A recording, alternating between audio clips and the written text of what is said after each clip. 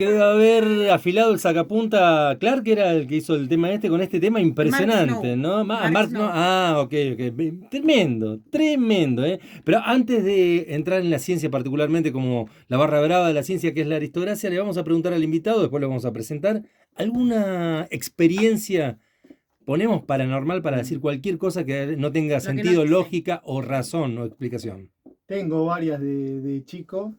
Estaba haciendo ¿Viste? memoria cuando me Primero quiso decir preguntaste. que no, Sí, porque vos sos ingeniero. sí, forestal. Bueno, Mm. todos los que estudian ciencias exactas te dicen. No, como que no somos de no creer. De hecho, como que lo No, tengo no, así es como que. anécdota, pero no es que.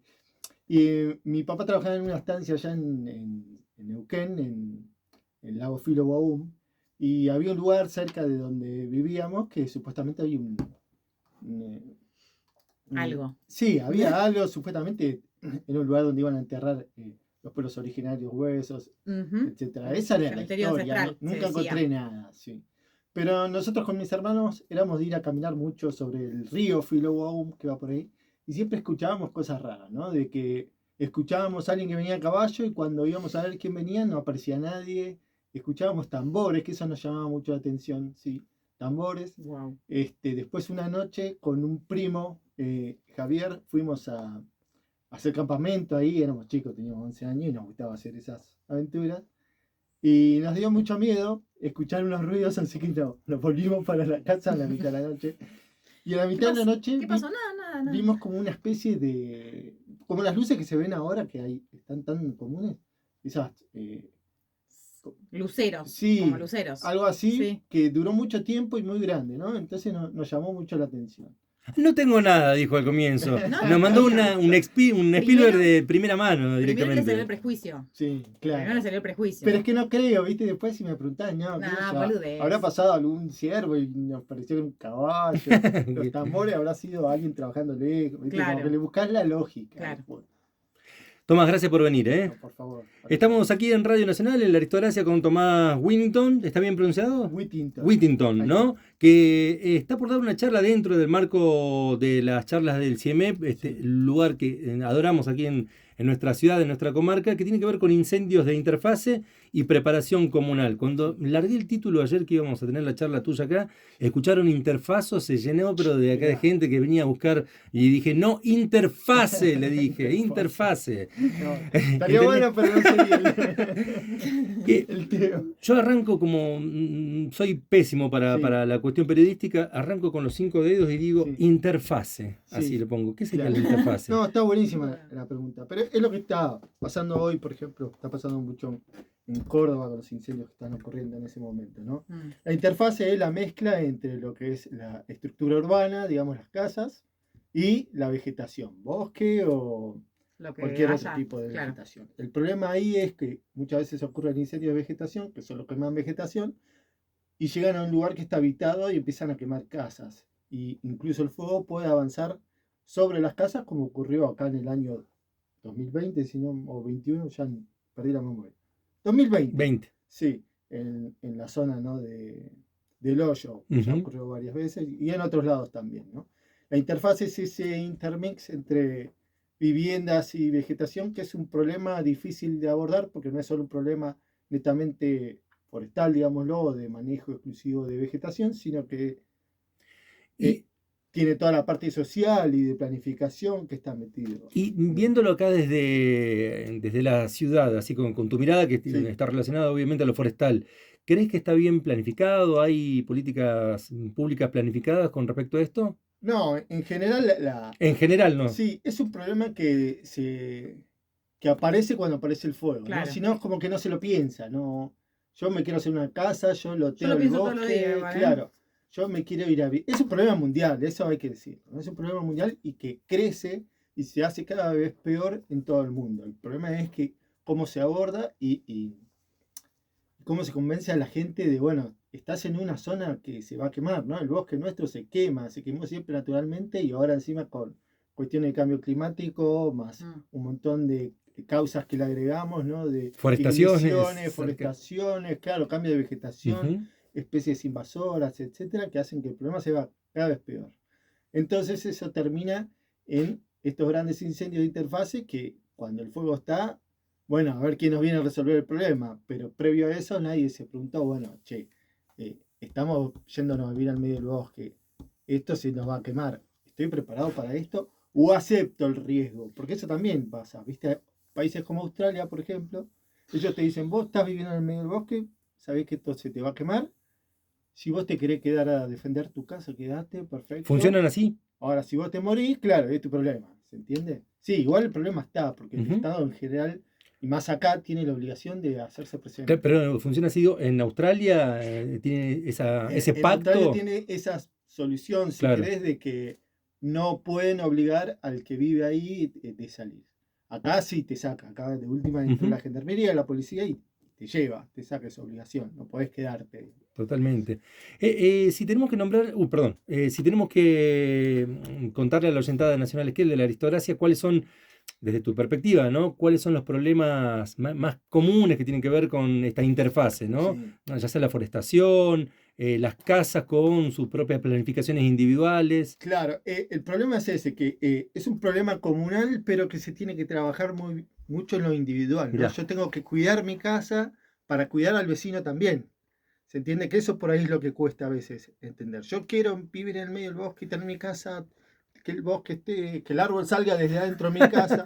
Bueno, perfecto, pero tu vecino a lo mejor no. Claro. Y el incendio viene, quema y le quema la casa al vecino porque vos no cuidaste tu casa o tu terreno, Claro, etcétera. claro. ¿Se entiende? Entonces, ¿por qué tiene que ser algo a nivel de comunidad, una decisión comunal y no una decisión individual? ¿Hay material o programas de prevención escolares? Sí, hay ¿Hay? escolares, Ok. hay nacionales, hay provinciales, hay municipales. De hecho, si bien yo doy este día una charla a las 3, a las 11 hacemos un taller, mesa redonda, con distintos representantes de estos estamentos que estamos nombrando, donde vamos a charlar sobre la De problemática. diferentes disciplinas también ahí. Sí, y haciendo hincapié sobre todo en cuál es el cuidado que tienen que tener las Ujú. personas, ¿no? El individuo frente a esta problemática. Si pensáramos la ciudad de Esquel o cualquier otra ciudad acá de la comarca, ¿cuáles serían por ahí los pasos preventivos para la cuestión de incendio, ¿no? Imaginando, Sí, suponete, a mí me coparía que pensemos, o quienes toman decisiones, sí. junto a la comunidad que también toma decisiones, cómo podemos hacer para tener menos índices de incendio en esta interfase. Sí, lo primero que tenemos que hacer es, si nos vamos a ir a vivir al bosque, tenemos que ser conscientes de que ese bosque es muy probable que se queme, Ujú. ¿no? Y más si hay personas viviendo ahí que muchas veces son los que inician esos fuegos, ¿no? Entonces esa es como la primera decisión que deberíamos empezar a tomar. ¿Me voy a vivir al bosque? Sí o Bueno, no. puede pasar esto. Me puede pasar esto. Así como si me voy a vivir al lado de un río, se me puede inundar la casa. ¿Se entiende?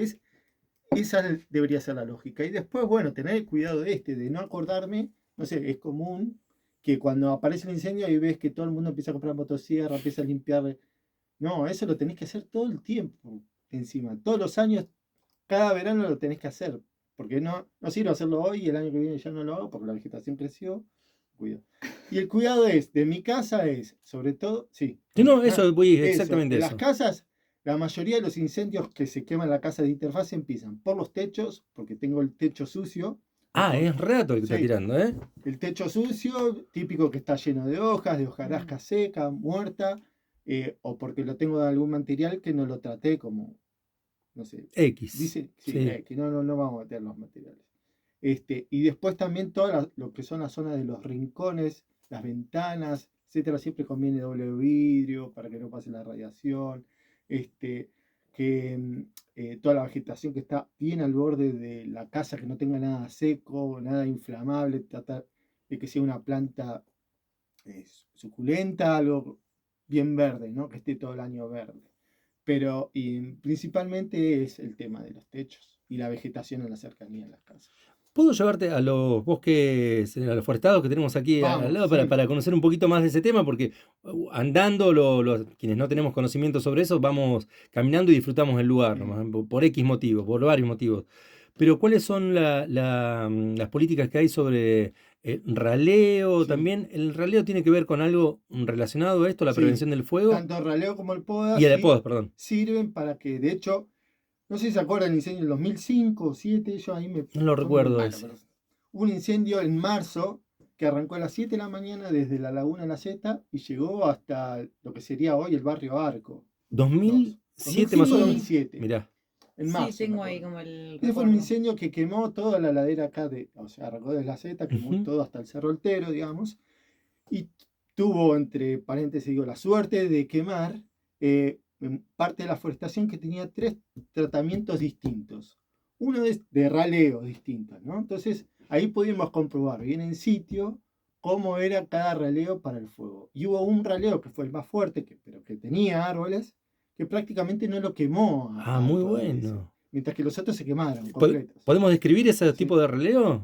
Es un raleo, en general, en ese momento se plantaba por hectárea a 1111 plantas por hectárea, y ahí se lo había raleado a 500 plantas por hectárea. O sea que era una superpoblación la otra, la que, Sí, una forma de decirlo, digo. claro, en ese momento se plantaba así porque vos tenías que asegurarte que los árboles que viniesen sea de buen material genético. Como no teníamos semilla de buen material genético, plantás un montón y en algún momento empezás a seleccionar los mejores o lo que vos quieras. ¿Entiendes? Total. Entonces ahí, cuando vos lo abrís bien el bosque y lo podas bien, el fuego pasa por abajo y no termina quemando las copas. Muy bueno, lo que está contando ahí. Al lado teníamos plantaciones más densas, digamos, y se terminó quemando todo. Lo digo que se entienda, que no lo digo en el sentido negativo de la palabra, pero qué bueno como experimento vivo y Claro, concreto, ¿no? sí, de Más hecho, allá de lo negativo del sí, incendio, verlo in situ. sí, de hecho se hizo un estudio de ese estudio de De ese caso, caso. ¿no? Claro. Y se publicó todo y Ah, tuvo bien. bastante repercusión a nivel internacional, por suerte. ¿Qué? Porque es muy difícil tener las 3 y con un incendio encima. Generalmente se hacen quemas, pero no tienen tanta intensidad. Y esto fue un incendio bien polenta. Bien fuerte. Para que escuche, para la audiencia también contarle, ¿no? ¿Cuáles son las zonas de interfase acá? La zona de interfase, ahí tenemos, si es por clasificación de interfase, de hasta dónde puede saltar lo que nosotros llamamos las pavesas, que son estas ¿Pavesas? pavesas, se le dice, son pedazos de material vegetal que se prende y por el calor, digamos, vuela Mm, y cae en algún lugar bastante lejano. ujú. Esas pavesas pueden llegar hasta los 2,5 kilómetros. Entonces, imagínense que prácticamente todo Bosque podría estar dentro. Sí. Claro. O sea, pavesas podrían caer. Pero eso depende mucho del tipo de vegetación que se esté quemando en ese momento. Aparte con el Parque Nacional acá, yo que vivo en Villa Selén, que Claro, está bien, bueno, justo se vino hasta Villa cerca, Selén es uno de los puntos más peligrosos. más candentes, Sí. y de hecho la mayoría del incendio del año pasado y Ujú. el del 2008 Ujú. con la colisión también como que apuntaban para ese lugar. Ujú. Entonces es donde En más algún momento, o efectividad. sea, tarde o temprano, Y tienen, tarde o temprano llega, digamos. claro, pero fíjense, si no, en el 2020 también, ¿El de allá? sí, Ese fue horrible. lo que era el barrio de ese se Selú, veía de ese era primera. también. Entonces, uno por ahí no, le cuesta dimensionar el peligro real, No. pero te llega el día Mi y... papá me dijo, le digo, papá, ¿qué hacemos? Porque dicen que no, que hay que quedarse tranquilo. ¿Qué tranquilo? Mi viejo ingeniero, Sí. agrónomo, o sea, tenía cierta idea. ¿Qué tranquilo? Pelota, no me queda tranquilo. O sea, hicimos guardia en nuestras casas ahí. Claro. Entiendo que es una de las zonas más peligrosas bastante peligrosa, y sobre todo porque estamos conectadas Claro. con allá, ¿no? Sí. Y lo que se decía en ese momento es que había unos pastizales ahí que se estaba como apostando que lo frenaran. Que frenaran el avance tan rápido que estaba viniendo, pero eran 7 kilómetros, en un pedo estaban ahí. No, y después que son incendios que muchas veces tienen una velocidad de propagación que vos necesitas. No hay tiempo de No hay respuesta forma, para no, eso. por eso. ¿Se entiende? Entonces, y lo mismo los niveles de energía que tienen esos fuegos que Ujú. por algo en ningún lugar del mundo se logran frenar, ¿no? Porque Ujú. Todo sería el perímetro imposible. de Esquel es zona, se llama, todo el perímetro sería zona de En general, interfase. sí, por clasificación es todo zona de interfase. Sí. Obviamente hay lugares que por la vegetación que tiene al lado, por el tipo de fabricación de las estructuras, por la predominancia de los vientos, tienen más probabilidad de que se quemen que otros, ¿no? Pero siempre puede ocurrir, ¿no? Yo siempre cuento el incendio del 2015 en el Parque Nacional de Los Alerces, que casi se quema la villa. Sí. Ahí tuvimos 2 días de viento este, que no es normal. Y sin embargo casi se nos quema la villa. Y porque está pensado que el fuego va a venir como desde Limonao hacia la villa y no al revés. Claro. Y los incendios se caracterizan mucho por eso, por coincidir un montón de factores que vos no los esperás y que terminan ocurriendo en ese momento. Consulta, ¿qué se hace con el material de poda, raleo de aquí de los bosques comunales? Se quema. Se quema. Se va juntando todo y se quema para que no quede. No sirve como para leña, ni... Es muy, son Son finitas, ramas muy varillas, finas, casi. claro, entonces no te lo va a ir a buscar nadie a eso, digamos. Vos lo podrías quemar, pero no. No sirve para eso. No tiene el efecto que tiene, tendría que dar. claro, no tiene mucho sentido. No. Si uno se pone a pensar también en los bosques que tenemos aquí cercanos y nos acercamos también al centro. Cuando hablamos de interfase, ¿solamente en ese sitio, en ese mix, en este medio? Sí. ¿O también se puede plantear las cuestiones más céntricas? Céntricas no en el sentido del centro puntualmente, ¿no? Sí. Pero en lo que tiene que ver ya con barrios acá más cercanos o alrededor del centro. El cuidado igual, ¿no? Sobre todo por esto de lo que nosotros llamamos estas pavesas, a eso, ¿no? digo. Que es el material incandescente, que eso muchas veces te cae en un lugar que no te tenía que Claro. caer y te prendió la casa. Y vos decís, pero estoy a lo mejor a 500 metros de la vegetación. Bueno, pero las pavesas vuelan 2,5 kilómetros, entonces... Cuando decís 2,5 kilómetros, Sí. estás diciendo 2,5 kilómetros. Sí, eso... Por ahí acá no se ve tanto, pero en los incendios de bosques más densos, en la comarca eso ocurrió, de hecho, el incendio, perdón por los años 2000, creo que... No, pero está bien. 19, no, 2012, cruzó de Puerto Patriada, cruzó al otro lado. Y eso cruzó por un foco secundario. La pavesa esta que Es estás diciendo. esta pavesa. Mirá. ¿Se entiende? No dio la vuelta al cerro. Es que incluso ahí en Villa Yelén caían hojas prendidas. Sí, bueno, esas hojas prendidas. Prendidas. Bueno, eso es una negra, pavesa. Negra, o sea, totalmente negra, pero Sí. prendida. Muchas Yo estaba veces, esos días uno veía las pavesas, pero generalmente cuando caen ya están apagadas. Entonces, esas no son peligrosas, pero están apagadas. Prendida. El problema es cuando vienen prendidas, claro, ahí te caen cualquier material podrido y fuiste.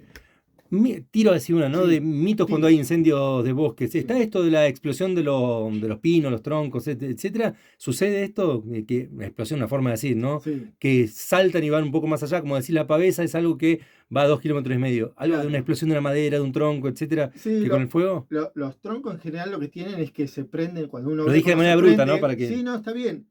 Lo que pasa, vieron que los troncos en general quedan en pie, ¿no? Cuando pasa el fuego no se queman. ¿Y eso por qué? Porque adentro tiene mucha humedad.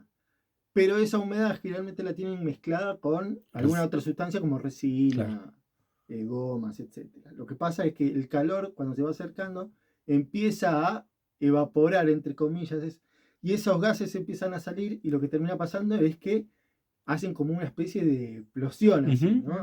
No es tan ruidosa. Como implosión. Claro, como hace bloom. Y lo ves que de repente se prendió con... Mira, ponete por favor ahí, te molesto ahí, los auriculares, eso que el Lito está preguntando. ¿Decías qué? Agregando. Esa pasa, pero tiene que ver mucho con el material de adentro también. El diámetro de la madera, ¿no? Cuando son ramas así, los puedes llevar enteros, las ramas también las quiebra, y vieron las ramas estas como las de coihue o los notophagus en general, que son bien abiertas, esas las prende y las lleva, las ves volando, ¿no? Y en algún momento caen, pueden, según la velocidad que lleven o la altura que ganen, pueden caer encendidas o no. Digamos. Y, perdón, ¿iban a preguntar algo? No. ¿El tema del fuego por abajo, por las raíces, también se transporta? Y ese es el peor de todo porque es el más difícil de ver y el más costoso de apagar. Y ese es el que ocurre generalmente en las temporadas más secas, ¿no? Como lo que ocurrió este año pasado. Porque uno va y apaga el incendio o lo detiene, mejor dicho, deja de haber actividad de fuego, pero el fuego está prendido abajo. De hecho, hay incendios que duran más de un año, porque se prendió fuego un machín, no sé, en zona de Río Pico, recuerdo el último, un machín que se prendió y vamos al otro año y sigue prendido el machín. No, tremendo. Porque uno no podés ver dónde está el fuego. No hay forma de... Entonces, viste, hay inyectores. Eso te iba a preguntar. Pero vos no tenés manera de saber dónde está el fuego, capaz que está 3 metros abajo, quemando por abajo, y de repente un día salió y empiezan a ver el luz.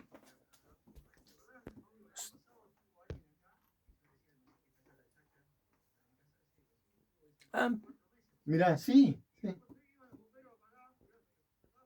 Claro. Sí.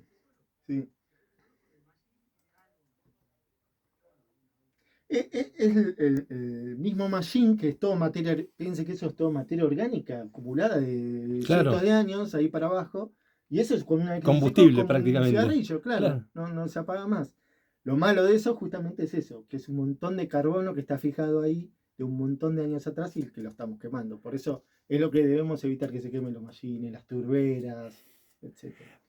Puede ser que más allá, obviamente, lo que tiene que ver con las plantas, los vegetales, árboles como seres vivos, siempre me dio la sensación, estando fuera y del desconocimiento total, de que el fuego parece un organismo vivo cuando Sí. entra en, ¿no? Y toma como una vida propia Mm. en su modo de manifestarse, de actuar, de llevar adelante. Tiene como su Como su personalidad, personalidad, dicen, claro, ¿no? sí, sí, sí. Sí, más cuando lo combatís es A como eso, desde el que, lado del combatiente dice que a veces hasta parece que tienen conciencia sobre lo que estamos sí, haciendo nosotros. sí, a ver qué va. Y uno tiende a eso, ¿viste? Ujú. Pero por ahí es como esa visión de decir, bueno, hoy te vengo a atacar, te quiero pagar, ¿cómo te vas a comportar? Y lo que tratamos de hacer muchas veces, los que trabajamos en análisis de comportamiento del fuego y todo Comportamiento es eso, la palabra que quería ir. es justamente de ver qué carácter va a tener ese Y incendio. qué Bueno, bueno, comportamiento y claro, carácter. ¿qué carácter? ¿Cómo te vas a presentar? Y ahí eso depende de las condiciones meteorológicas, de las condiciones de la Es vegetación. fascinante, ¿no? Más allá de lo Sí, negativo, es sí, fascinante también sí, estudiar. mirá, estaría muy bueno y es algo que nos falta a nosotros como país, los modelos de comportamiento del fuego, ¿no? Estados Unidos, Canadá tienen modelos donde vos podés predecir qué es lo que va a hacer el fuego en base a esos modelos. Vos tenés un incendio hoy en Córdoba y mediante estos modelos podés decir, che, este fuego va a ir para tal lado, a tal velocidad y va a llegar a tal hora. Tenés un mapa de ruta como para manejarse Claro, dentro. y ver qué estrategia tomás con Total. eso y avisar, etcétera.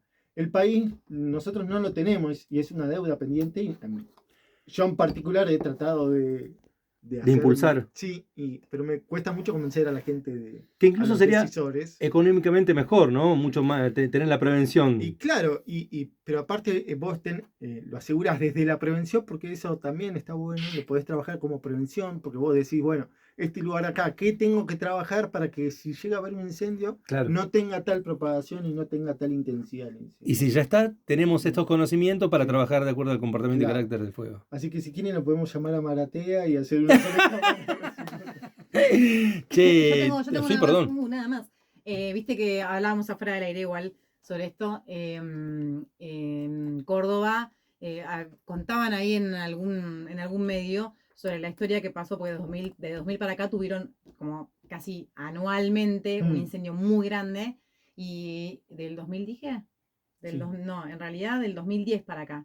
Tuvieron algunos, 2020 para acá, o sea, los últimos 4 años fueron tipo sí. catastróficos todos los incendios y desde entonces es que empezaron a trabajar en la posibilidad de generar guardias de vecinos que Ujú, estén medianamente formados ujú, en el tema del fuego. Y lo digo así, lo digo con cuidado porque suele pasar acá, por suerte también, ¿no? Que mm, los vecinos enseguida se activan y quieren disponerse y a veces queriendo ayudar complican la cosa. claro. Bueno, comentaban esto, ¿no? Que los vecinos en Córdoba se formaron y generaron algunas brigadas comunitarias. Y bueno, eso ¿te parece que es posible, que es practicable en un lugar como Esquel? Yo no lo recomiendo Ajá. por varias razones. Ujú, Primero que vamos al caso particular de Córdoba. sí. Córdoba tiene un servicio de manejo del fuego, vamos a llamarle así, que se basa exclusivamente en los bomberos voluntarios. Pero salvo, bueno, ahora tienen una brigada que se llama TAC, creo que se llama, no me acuerdo bien el nombre. Pero históricamente siempre trabajó con los bomberos. A diferencia, por ejemplo, de la provincia de Chubut, que tiene brigadistas que son profesionales de Ujú, eso, ¿no? Eso por un lado. Y bien, después es, entendido. si vamos a canalizar toda esa buena onda y esa energía y esas buenas intenciones, Te está saliendo el Maratea, ¿eh? sí, tratemos de canalizarlo antes de que haya el incendio. Cuando el incendio está ocurriendo, ya es tarde. El incendio ya es tarde porque ahí dependemos básicamente de las condiciones ambientales para ver si lo podemos apagar o no. Y por algo en el mundo, de vuelta, perdón que hiciste con eso, pero no los pueden apagar los incendios, menos Ujú, ahora con las condiciones de cambio ujú. climático, todos estos problemas. Entonces, si nos vamos a organizar como sociedad, tratemos de hacerlo, pero para prevenir los incendios, Ok, no para combatir. clarísimo. Y después, sí, sí, Sí, sí, sí, sí, sí. sí, sí, sí, sí. No, no sé si vieron. Sí. No sé de qué parte, de qué cosa. Sí, sí, Eh, yo. ¿Sí? Vale, tranqui, ¿eh? Sí. Si podés tirarnos el video a la Aristóteles, así lo vemos.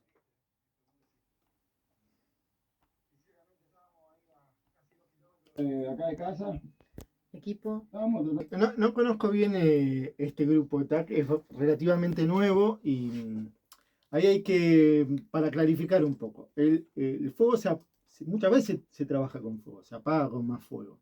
Eso se tiene que hacer de una manera planificada y acorde al comando de incidente que esté trabajando en ese incendio. No puede ser algo improvisado. No puedo agarrar yo e ir y prender así sin tener las precauciones de dónde lo voy a frenar, de cómo lo voy a frenar.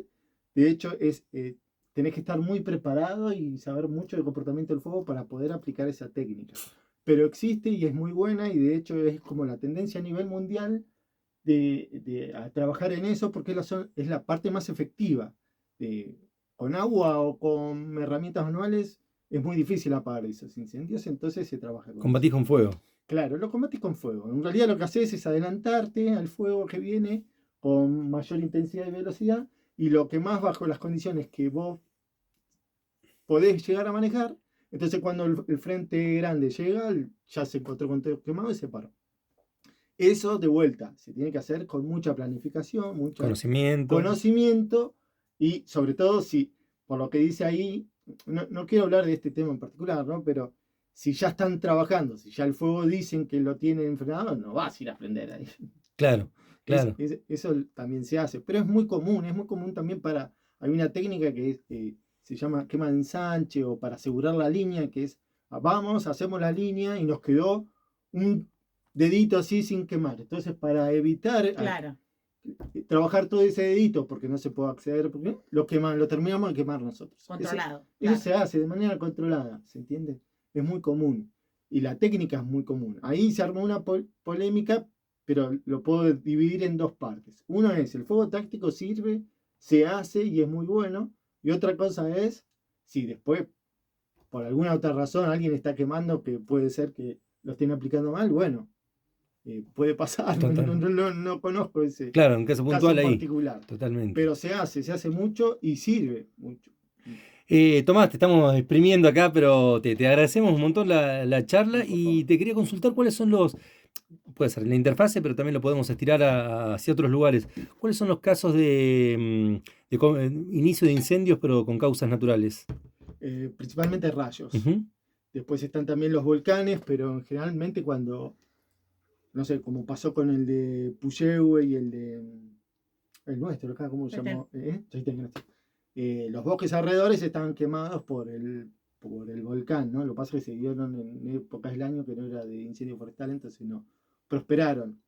Pero después, naturalmente, el rayo es el principal. El rayo, ¿no? De hecho, no sé, el incendio grande de Cholila fue por rayo, el incendio del Stephen Martin en el 2019 fue por rayo. Ah, pero la tenés clara con los años, ¿eh? Sí. Ahí se nos borra un montón.